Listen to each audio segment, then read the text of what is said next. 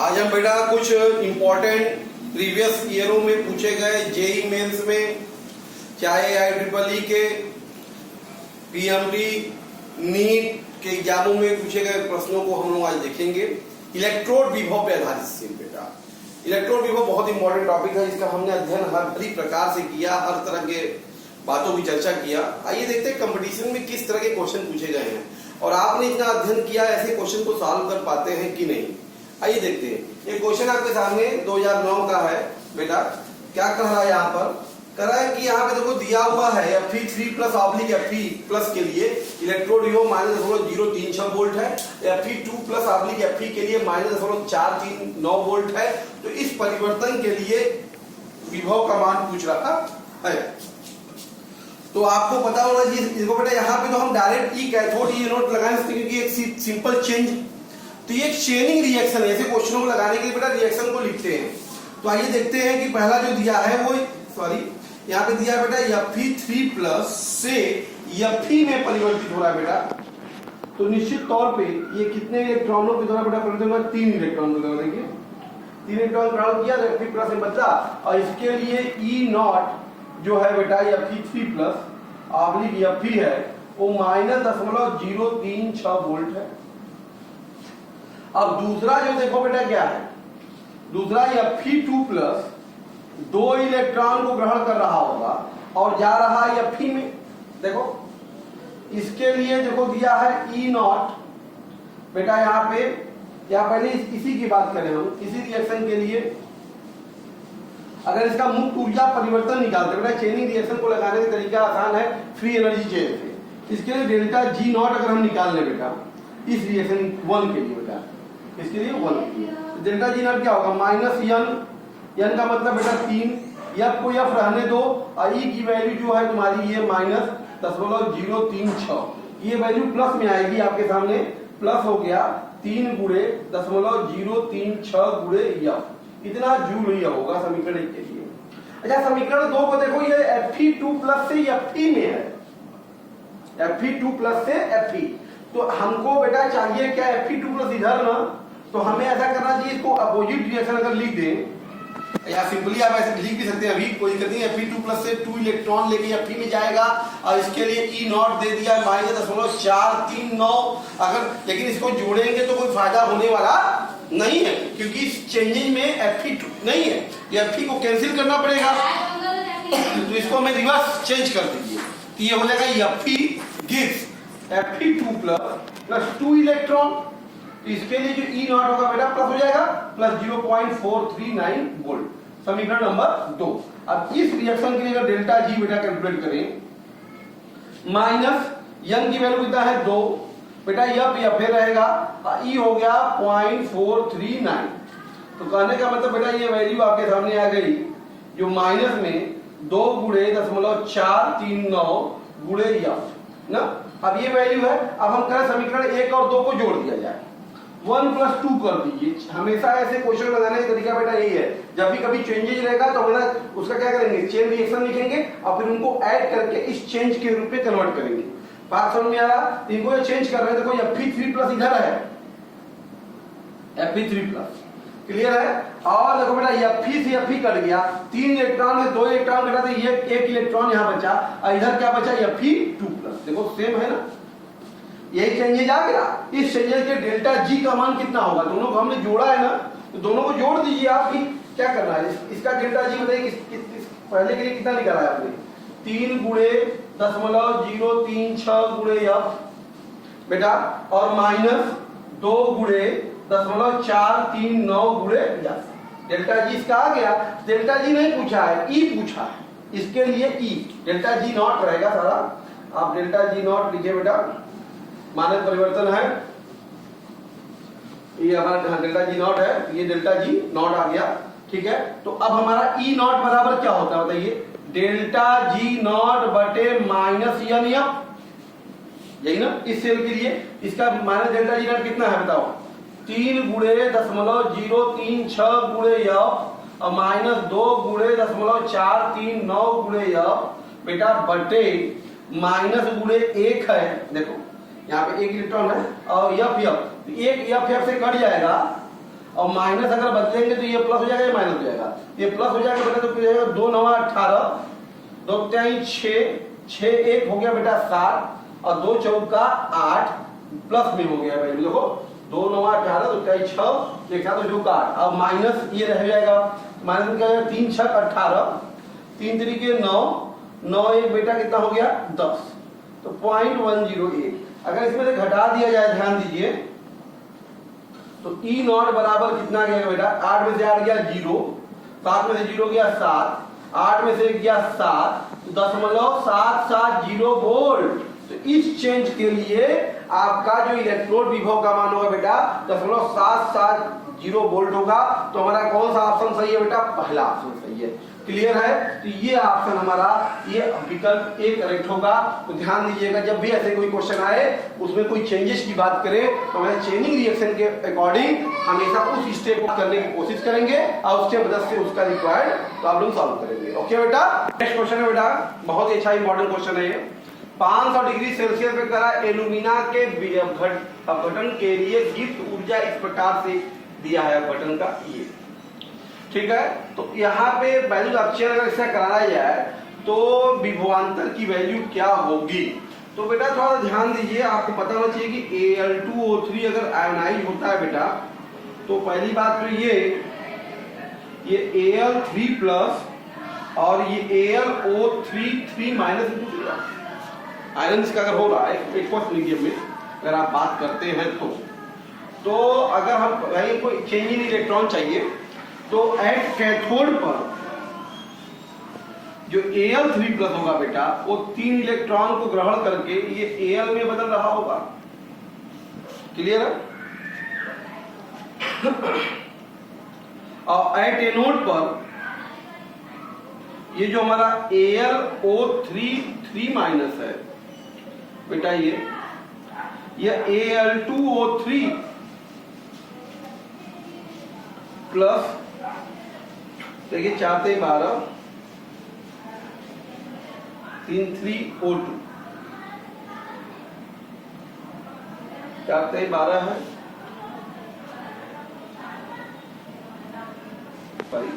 2Al2O3 हो जाएगा ना, तो 4 2 6 3O2, 6 6 12, ठीक है। और प्लस 12 इलेक्ट्रॉन यहाँ पे आएगा। अब जरा हम देख रहे हैं तो बैलेंस करने की कोशिश करते हैं अपने क्वेश्चन के अकॉर्डिंग बेटा। यहाँ पे Al2O3 जो है वो 2/3 है और O2 है एक मॉलिक्यूल में। इसको एक करने के लिए हम 3 से भाग देते हैं बेटा। 3 से क्या करना पड़ेगा, भाग देते हैं अगर, तो ये जाएगा 4/3 AlO3 माइनस 3 माइनस, और ये हो जाएगा 2/3 Al2O3 plus O2 plus 12 electron. अब देखो 2/3 Al2O3 है रिएक्शन में उसी मोल के लिए, और एल्युमिनियम भी क्या है 4/3 चाहिए। इसको 4/3 कर दो ना, 4/3 कर दोगे बेटा इसको, तो 4/3 Al3 प्लस, तो ये बेटा 4 इलेक्ट्रॉन बराबर ये हो जाएगा 4/3 Al। तो देख रहे हैं आप ओवरऑल रिएक्शन में जो यंग जो चेंजिंग है वो 4 का है। इस रिएक्शन में इलेक्ट्रॉन का स्थानांतरण कितने स्थानांतरण होगा बेटा, 4 इलेक्ट्रॉन होते हैं। बहुत इंपॉर्टेंट रिएक्शन, ध्यान दीजिएगा एल्युमिनियम के गठन का। तो यहाँ से पता चलता है कि 4 इलेक्ट्रॉनों का स्थानांतरण एल्युमिना का गठन में होता है। अब यन की वैल्यू जब मिल गई तो सॉल्व हो गया क्वेश्चन, क्योंकि डेल्टा जी तो आपको दे दिया है। आपको डेल्टा जी बराबर देखो माइनस NF ई होता ही है, तो ई बराबर हो गया बेटा आपके पास 966 गुणे 1000 और बटे यन का मतलब 4, यन का मतलब 96,500। अगर इसको सॉल्व कर देंगे बेटा तो 2.5 वोल्ट आएगा। कितना आएगा बेटा, 2.5 वोल्ट। तो हमारा कौन सा ऑप्शन सही होगा बेटा, डी वाला, चौथा ऑप्शन क्लियर होगा। आई बात समझ में बेटा। रिएक्शन को हम देखकर इलेक्ट्रॉन का पता नहीं लगा सकते जनरली, अगर मॉलिक्यूलर फॉर्म में, तो उसका आयनाइजेशन फॉर्म में और मॉलिक्यूलर को इसका संतुलन होना बहुत जरूरी है। जितने मॉलिक्यूल संख्या में है उतनी संख्या में संतुलन करिए, और कितने इलेक्ट्रॉन पार्टिसिपेट कर रहे हैं उस इलेक्ट्रॉन की वैल्यू रखने पे वैल्यू आपको प्राप्त होगी, वो करेक्ट आंसर होगा बेटा। क्लियर है? 2011 का है, करा कि अर्ध हाइड्रोजन अर्ध सेल का अपचयन विभव मतलब अपचयन रिएक्शन क्या होगा हाइड्रोजन का बेटा 2H plus plus 2 electron gives H2 gas, यही ना होगा। अगर इसका E सेम E लिखा जाए E नॉट तो जीरो होगा क्योंकि माइनस तो जीरो होता है, माइनस 0.0591 और बटा कितना है 2 लागा पार्शियल प्रेशर ऑफ हाइड्रोजन बटे कंसंट्रेशन ऑफ H प्लस का होल स्क्वायर। तो कह रहा है कि ये मान ऋणात्मक आना चाहिए बेटा। तो आपको पता है ना E का मान ऋणात्मक होने के लिए, E का मान ऋणात्मक अगर होगा तो इसके लिए बेटा log PH2 बटा H प्लस का वैल्यू क्या होना चाहिए, धनात्मक होना चाहिए। ये वैल्यू अगर धनात्मक हो रहा है तो धनात्मक तभी होगा जब ये PH2 बटे H प्लस बेटा जो है वो ग्रेटर देन 0 होगा। बात समझ में आ रहा? ये तभी 0 से बड़ा होगा जब PH2 का मान जो होगा बेटा वो बड़ा होगा कंसंट्रेशन ऑफ H स्क्वायर से बड़ा होगा। PH2 का मान अगर H प्लस के आयन से बड़ा होगा तभी तो संभव होगा ये बेटा। तो ये जरा ध्यान दीजिए आप ये ऐसा तभी संभव हो सकता है अगर हम बात करते हैं तो ऑप्शन में देखते हैं, देखो ये pH का मान 2 है और 1 का स्क्वायर देखिए 1, बात समझ में, ये मान इससे बड़ा है तो यही स्थिति में ये वैल्यू इसका अनुपात धनात्मक आएगा, क्योंकि बाकी में देखिए तो 0 हो जा रहा है, ये माइनस हो जा रहा है, ये माइनस हो जा रहा है। इसका मतलब यही पहला ऑप्शन है। देखिए अब आप चेक भी कर सकते हैं बेटा, यहाँ से देखो 2 बटा लॉग आप भाई 2 बटा 1 का स्क्वायर तो log 2 की वैल्यू प्लस में आएगी, तो इसका मतलब E की वैल्यू क्या होगी, माइनस में आएगी। तो हमारा कौन सा विकल्प सही होगा बेटा, जहां पर अपचयन विभव ऋणात्मक होगा पहला ऑप्शन सही होगा। तो कौन सा ऑप्शन बेटा सही हुआ, ये वाला विकल्प सही हुआ। क्लियर है बेटा? कुछ इलेक्ट्रोडों के मानक इलेक्ट्रोड विभव दे दिए तो हम लिख देते हैं E not of Zn2 plus oblique Zn की वैल्यू बेटा -0.76 volt. E not of Ni2 plus oblique Ni की वैल्यू प्लस ऑब्लिक Ni की वैल्यू -0.23 वोल्ट। और बेटा E not of Fe2 plus oblique Fe की वैल्यू -0.47 वोल्ट। ये जो reaction आपके सामने दिया है x plus y2 plus x2 plus y minus, तो इसमें बेटा अपचयन y का हो रहा है, इसका मतलब कैथोड जो है वो y है और एनोड जो है वो x। अच्छा आपको पता है ना कि ये वैल्यू अगर स्वतः प्रवर्तित है, ये रिएक्शन स्वतः प्रवर्तित है, तो स्वतः प्रवर्तित के लिए मतलब E नॉट की वैल्यू क्या आनी चाहिए, धनात्मक आनी चाहिए। E नॉट का मान क्या आना चाहिए, धनात्मक। E नॉट बराबर क्या होगा बेटा, E naught cathode minus E not anode. तो बेटा किसमें से किसको घटाएं, इसका मतलब ये वैल्यू अगर एनोड वाला माइनस में अधिक होगा उसको घटाने पर, तो सबसे अधिक माइनस में एनोड कौन है इन तीनों में सबसे अधिक माइनस में बेटा क्या है, Zn है। क्या है, Zn है। तो इसका मतलब एनोड जो है, बात समझ में आ रहा है, एनोड का अभिप्राय आपका यक्स क्या होना चाहिए, Zn होना चाहिए। ये क्लियर हो गया।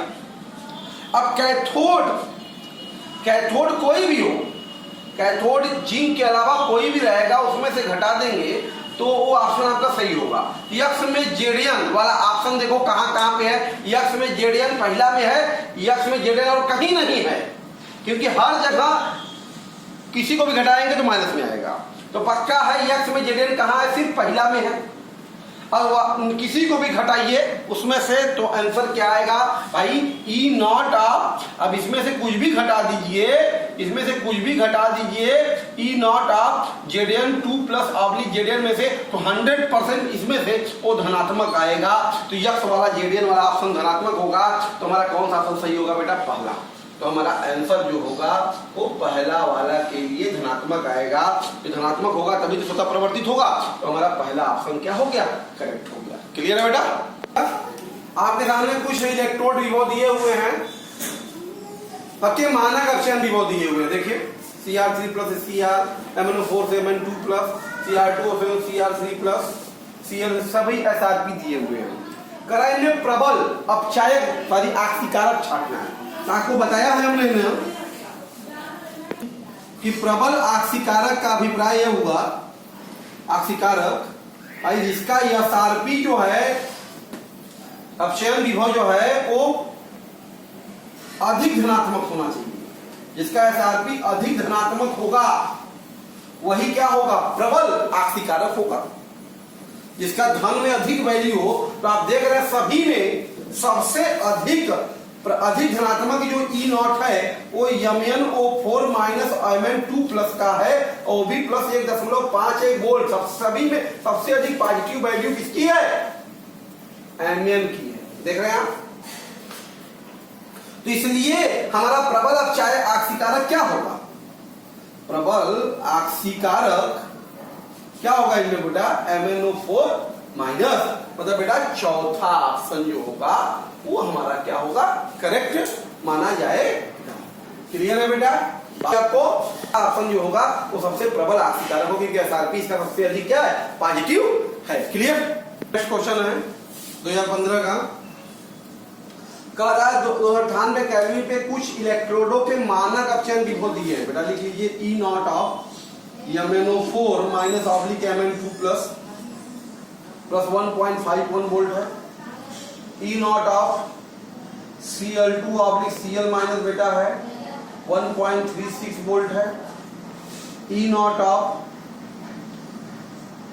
B ऑब्लिक Br माइनस जो है 1.07 वोल्ट है। और E0 of I2 oblique I minus जो है बेटा वो आपका 0.54 वोल्ट है। तो कह रहा पीएच बराबर 3 पर मैग्नेट आयन। तो पहले पर मैग्नेट आयन का ऑक्सीकरण अगर हम देखें तो MnO4 माइनस बेटा ये अपचयन की प्रक्रिया में Mn2 प्लस आयन में जाता है। अगर इसको बैलेंस करें तो 4H2O हो जाएगा। 4H2O का मतलब 8H प्लस होगा। तो 8 में 7 गया मतलब 5 इलेक्ट्रॉन यहाँ पे आएगा, इलेक्ट्रॉन आएगा 5। तो यहां से अगर हम बात करें इसका इलेक्ट्रोड विभव निकाला जाए ई सेल, तो ये हो जाएगा E0 की वैल्यू हमारे पास है ना, इसके 1.51 माइनस 0.0591 बटे 5 हो जाएगा। लागा ये सब अगर हम 1 मान लेते हैं कंसंट्रेशन यूनिटी, तो ये हो जाएगा 1/H प्लस की सांद्रता घट H प्लस के पावर 8 हो जाएगा। मतलब 1.51 माइनस 0.0591 बटा 5 लागा बेटा ये H प्लस की वैल्यू देखो पीएच दिया है, पीएच दिया है, इस पीएच की बात कर रहा है 3। H की वैल्यू 10 घाते -3 हो जाएगी। 1 बटा 10 के घाते -3 का घाते बेटा 8, तो 8 3 24 हो जाएगा। 1.51 माइनस 0.0591 बटा 5 गुणे ये हो जाएगा 24। तो ये गुणा भाग अगर हम कर देते हैं बेटा तो हमारे पास ये वैल्यू जो आनी चाहिए 1.2268 वोल्ट है। तो ये पर मैग्नेट आयन का विभव एक्चुअल में इस पीएच वैल्यू पर है यहाँ पर। तो इस विलयन में मतलब अम्लीय माध्यम में हमारा कहने का मतलब है कि अम्लीय माध्यम में मैग्नेट आयन दिया है और इसका पोटेंशियल इतना है। अब ये किसको किसको ऑक्सीकृत कर सकेगा बेटा, तो देखो इससे जो नीचे है, इस वैल्यू से जो नीचे होगा उसी को ऑक्सीकृत करेगा। इससे नीचे कौन कौन है, इससे नीचे आपका देखिए 1.07 है, 1.07 मतलब 1.07 मतलब ये वाला है। इससे कम और कौन है बेटा 0.54 है। तो 1.2268 से जो कम होगा भाई, इससे जो कम है एसआरपी उसी को क्या करेगा, परमैग्नेट ऑक्सीकृत करेगा। तो कम किसका है, Br माइनस और I माइनस का। इसका मतलब ये ऑक्सीकृत किसको करेगा, ऑक्सीकृत करेगा Br माइनस व I माइनस को सिर्फ। तो ऑप्शन हमारा कौन सही होगा बेटा, सी। कौन सा विकल्प सही होगा, ऑप्शन सी हमारा थर्ड ऑप्शन सही होगा। तो Br माइनस और I माइनस को ऑक्सीकृत कर रहा होगा। क्लियर है बेटा।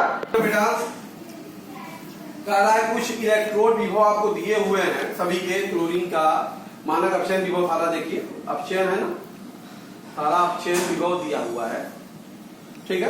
तो इनमें कह रहा प्रबल अपचायक, फिर से वही बात आ गई बेटा, प्रबल अपचायक का सीधा सा मतलब है प्रबल अपचायक वही होगा जिसका एसआरपी अधिक ऋणात्मक होगा।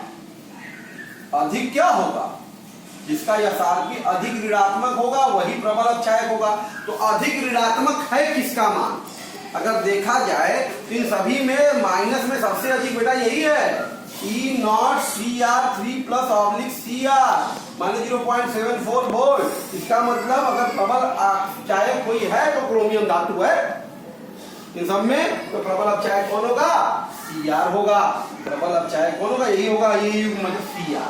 तो पहला ऑप्शन आपका क्या होगा, करेक्ट होगा। क्लियर है बेटा, ऑप्शन क्लियर है बेटा। एक सेल दिया हुआ है आपको, इन सेल का बिंदु आग पर 1.1 वोल्ट है, कह रहा जिस पर एक वेरिएबल बाह्य विभव बाह्य स्रोत से जोड़ा गया, और अगर जब बाह्य विभव का मान 1.1 वोल्ट से कम रहता है या जब 1.1 वोल्ट से ज्यादा रहता है तब इलेक्ट्रॉन की प्रवाह दिशा क्या होगी। तो आइए देखते हैं, सेल जो दे दिया है बेटा Zn/Zn2 प्लस और Cu2+/Cu, इसका EMF है बेटा 1.1 वोल्ट। तो आपको पता है ना, जब भाई ई एक्सटर्नल जब कम होता है EMF से, EMF का मतलब 1.1 वोल्ट से, तो ऐसी अवस्था में सेल क्या होता है, सेल डिस्चार्ज होता है। क्या होता है, सेल डिस्चार्ज होता है। कोई बात परिपथ का वोल्टेज कम है, सेल क्या होगा, डिस्चार्ज होगा, सेल से धारा ली जा रही है। तो ऐसी स्थिति में बेटा इलेक्ट्रॉन का प्रवाह, आपको पता है ना, जब डिस्चार्ज होता है तो इलेक्ट्रॉन का प्रवाह क्या होता है, एनोड से कैथोड होता है, एनोड से कैथोड होता है। ठीक है, जब हमारा इससे कम रहेगा EMF बाहर से, तो सेल डिस्चार्ज हो रहा है, सेल से धारा ली जा रही है, मतलब एनोड से कैथोड की ओर क्या होगा, इलेक्ट्रॉन बहेगा। और अगर यही एक्सटर्नल बेटा अगर ज्यादा हो जाए EMF से, तो 1 वोल्ट से ज्यादा हो जाए, तो ऐसी स्थिति में क्या होगा, सेल चार्ज हो रहा है, सेल का क्या हो रहा है, चार्ज हो रहा है। अगर सेल चार्ज हो रहा है तो बेटा इलेक्ट्रॉन का प्रवाह जो होगा उल्टा हो जाएगा, प्रवाह उल्टा, मतलब कैथोड से एनोड, कैथोड से एनोड। इसका मतलब बेटा जब कम है तो एनोड से कैथोड, अधिक है तो कैथोड से एनोड। तो ऑप्शन कौन सा सही है बेटा हमारा, एनोड से कैथोड और कैथोड से एनोड, मतलब ऑप्शन विकल्प बी सही है। तो आंसर हमारा बी वाला होगा। क्लियर है बेटा। नेक्स्ट क्वेश्चन देखिए बेटा, 2017 नीट का है। देखिए क्या कर रहा है आपसे, एक सेल है आपके सामने, यहाँ से इसका सेल रिएक्शन अगर देख लिया जाए हम लोग, तो Zn plus Cu2 plus Cu। तो अगर इसका E1 की बात अगर हम करते हैं, ध्यान दीजिए, तो इसका EMF जो होगा वो E नॉट माइनस 0.0591 बटा 2 log ऑफ। तो बेटा अगर हम इसको कह दें, ये आपका C1 है और ये C2 है, 2 प्लस देखिए यहाँ पे कितना है, 10 के घाते -2 है, और बटे Cu2 प्लस का कंसंट्रेशन 1 है। क्लियर है। तो ऐसी स्थिति में E1 बराबर आ गया हमारे पास E नॉट प्लस 0.0591, ये वैल्यू आई समीकरण नंबर 1 E1 की। ठीक है, जब कह रहा है जब सांद्रता बदल दी गई, जब सांद्रता बदल जाती है, और बेटा यहाँ पे अगर आएगी, अब सांद्रता अगर बदल दी जाए, तो ऐसी स्थिति में अगर हमारा E2, देखो E नॉट तो बदलेगा नहीं क्योंकि वो तो मानक कंडीशन में है, माइनस 0.0591 बटा 2 ही रहेगा, लॉग ऑफ कंडीशन देखते हैं, concentration of Zn2 plus ion. अब Zn2 प्लस आयन की सांद्रता देखिए कितनी कर दी गई, 1 कर दी गई बेटा, तो ये 1 हो गया। और बटे कॉपर प्लस आयन की सांद्रता, कॉपर प्लस आयन की सांद्रता बेटा कितनी की गई, 10 के घाते -2 कर दी गई। तो यहाँ से आप देख रहे हैं E2 बराबर जो आ गया वो E नॉट माइनस 0.0591 और एक पर प्लस 2, तो इसका मतलब ये समीकरण 2 आ गया, ये प्लस है ये माइनस है। तो यहां से अगर आप देखें तो बेटा समीकरण 1 और 2 को अगर हम जोड़ देते हैं, समीकरण 1 और 2 को जोड़े क्या, घटा देते हैं, 1 माइनस 2, एक में जो घटाते हैं E1 माइनस E2 को अगर घटाते हैं, E नॉट कट जाएगा, तो बेटा ये कितना जाएगा, 2 गुणे 0.0591। तो E1 बराबर जो है बेटा E2 प्लस 2 इंटू 0.0591 है। इसका मतलब E1 का मान E2 से इतना अधिक है। इसका मतलब E1 जो है वो E2 से बड़ा है। E1 क्या है? E2 से बड़ा है। तो E1 इसमें ऑप्शन आप देख रहे हैं, E1 E2 से बड़ा है। कौन सा आंसर सही बेटा? सी। तो हमारा कौन सा विकल्प सही हुआ बेटा? सी वाला करेक्ट होगा। क्लियर है?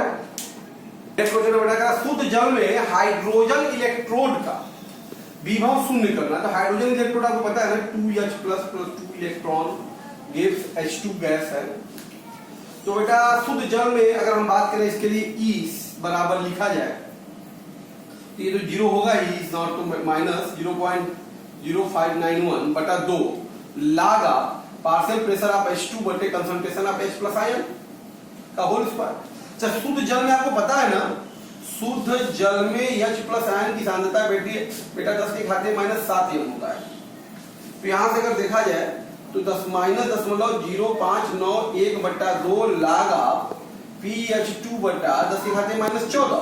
तो बेटा ये जीरो अगर तभी होगा, ये जीरो तभी होगा जब अगर इसको मान लो जीरो करते तो जीरो बराबर हो जाएगा आपका, अगर मान लो जीरो कर देंगे, मान लो 0.0591 बटा 2 लागा PH2 बटा 10 के घाते -14। तो यहां से अगर बात करें तो लागा बेटा PH2 बटा 10 के घाते -14 बराबर जीरो का मतलब बेटा लाग 1। तो यहां से अगर हम बात करते हैं तो PH2 बराबर कितना आ जाएगा? 10 के घाते -14। तो हमारा जो हाइड्रोजन का पार्शियल दाब होना चाहिए 10 के घाते -14 रहेगा एटीएम। तो ऐसी स्थिति में ये वैल्यू क्या आएगी? 0 आएगी। तो कौन सा ऑप्शन बेटा हमारा सही होगा? डी वाला। कौन सा विकल्प सही है बेटा? डी वाला। क्लियर है? ओके। नेक्स्ट क्वेश्चन 2013 नीट का है। आपको एक सेल दे दिया है, जेडियन solid plus Ag2O solid plus H2O gives 2Ag plus Ag solid plus Helium 2 plus aqueous plus 2OH minus। ठीक है? तो यहां पे बेटा E नॉट सेल इसका जो होगा वो E naught cathode minus E not anode होगा। ठीक है?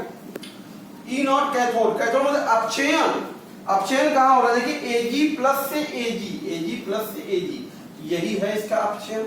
इसका मतलब बेटा ये है आपका Ag2O से Ag वाला, इसका भी हो, ये कैथोड हो जाएगा। माइनस अपचयन क्या होगा? ऑक्सीकरण Zn वाला है, ये हो जाएगा Zn2 प्लस से Zn की वैल्यू।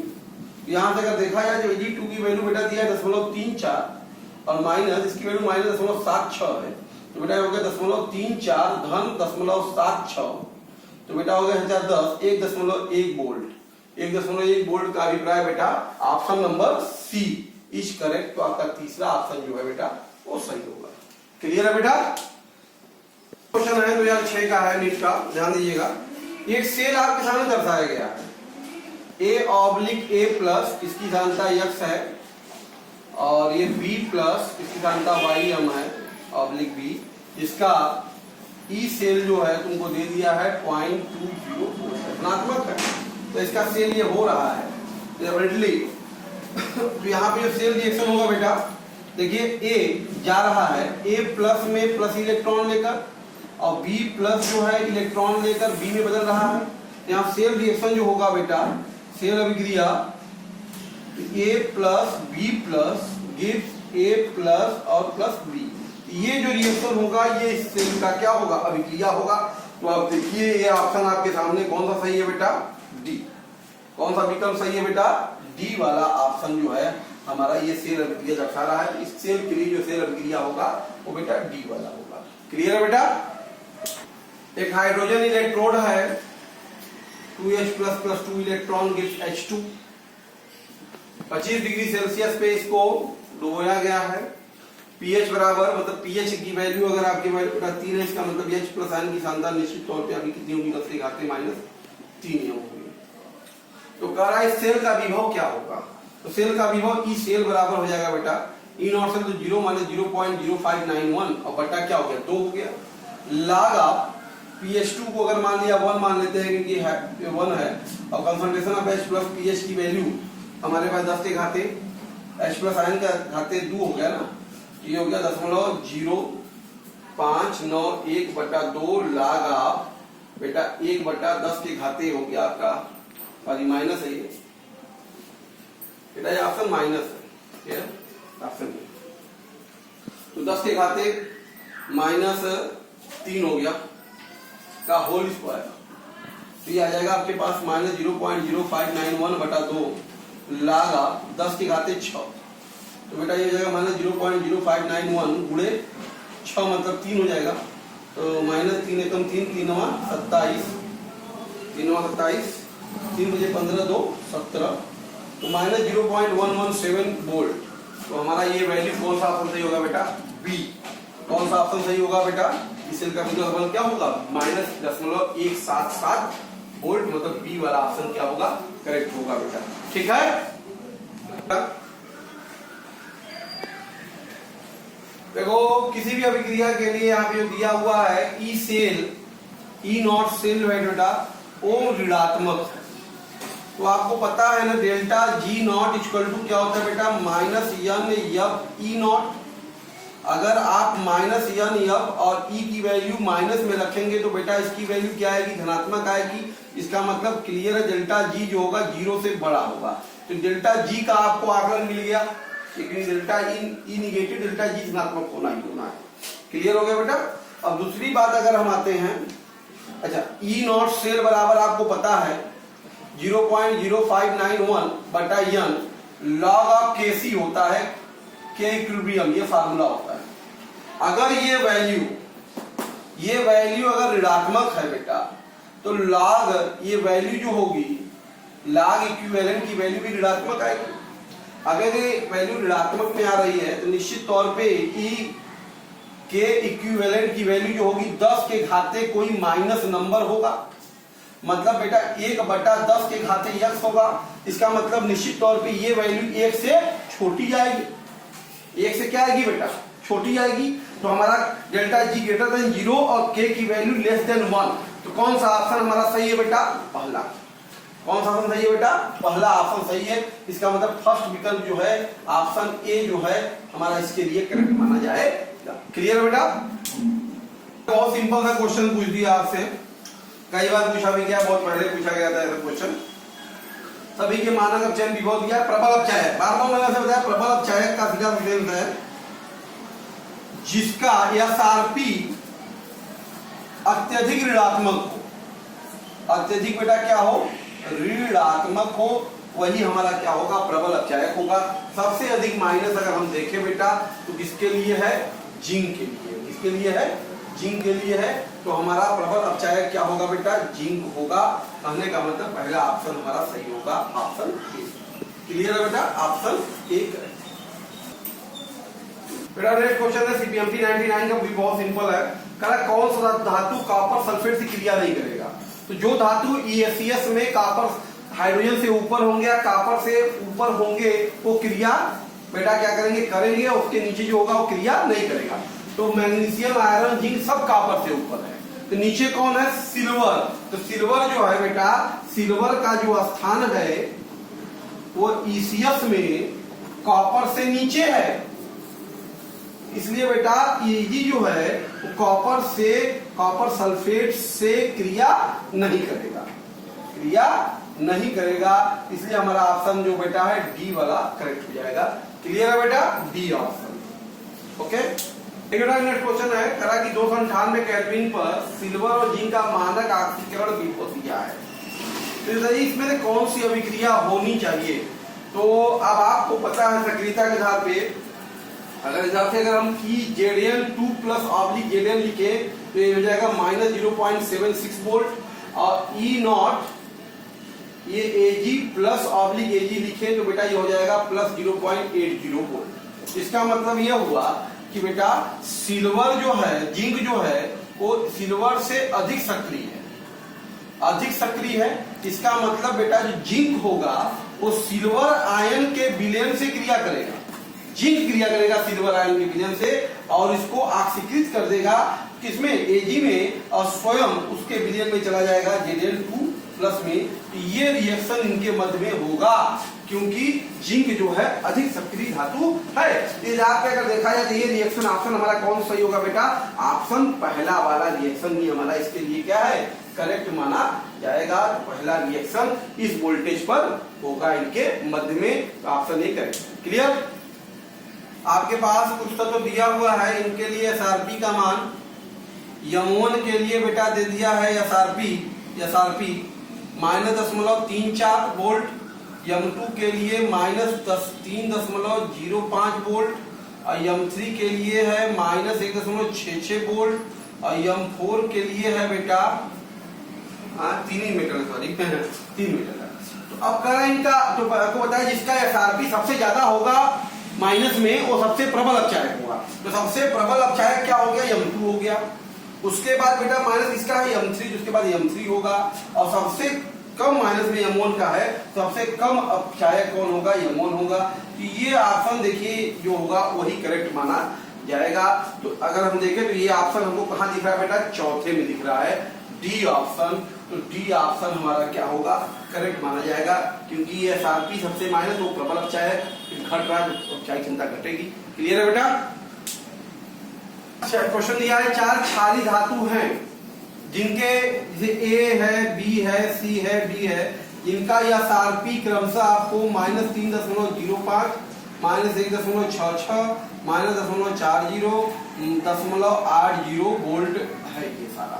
ओके, तो कह रहा है कि इनमें प्रबल सक्रिय कौन है। तो बेटा सबसे अधिक प्रबल सक्रिय वही होगा, सक्रिय भाई वही होगा जिसका यह एसआरपी क्या होगा, अधिक ऋणात्मक होगा। अधिक क्या होगा, जिसका एसआरपी अधिक ऋणात्मक वो अधिक सक्रिय। तो सबसे अधिक ऋणात्मक बेटा किसका है, ए का है।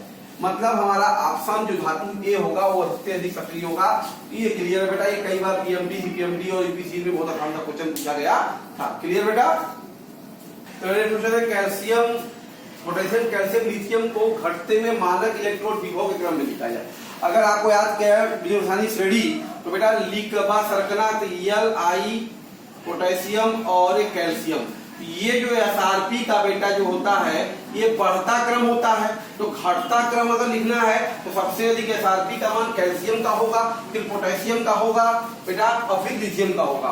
तो हमारा कौन सा ऑप्शन सही होगा, बी ऑप्शन जो होगा बेटा करेक्ट होगा बढ़ते क्रम में। क्लियर है बेटा। क्वेश्चन है, एक सेल है आपके सामने Ni/Ni2 plus 1.0 m Au 3 plus 1.0 m Au। तो इसका पहले E नॉट सेल निकाल लो। E नॉट सेल क्या होगा, E नॉट कैथोड। तो कैथोड बेटा क्या है, यही है ना, Au 3 plus Au minus E not anode Ni2 plus Ni।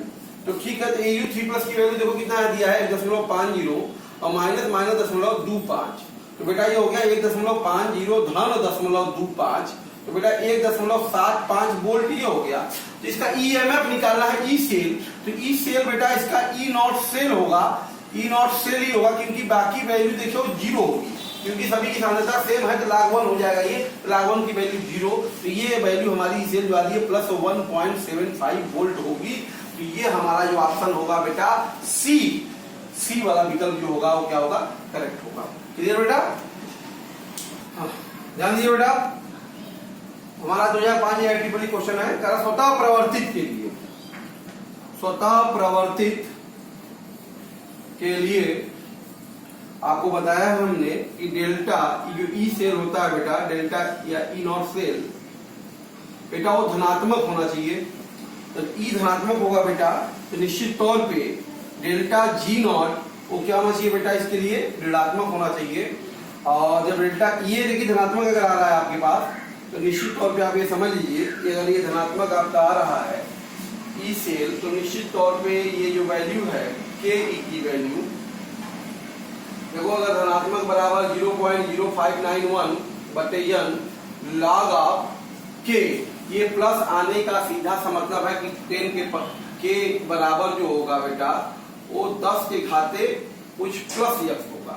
तो k की वैल्यू भी ग्रेटर देन 1 होनी चाहिए, या k की वैल्यू भी 1 से ज्यादा होगी।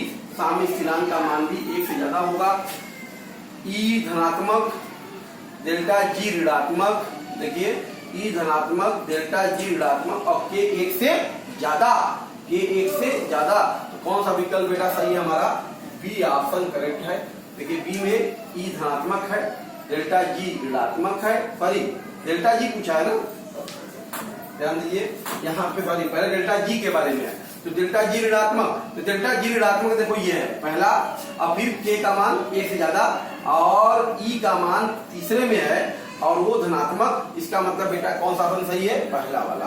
पहला विकल्प क्या होगा हमारा? करेक्ट होगा। क्लियर है बेटा?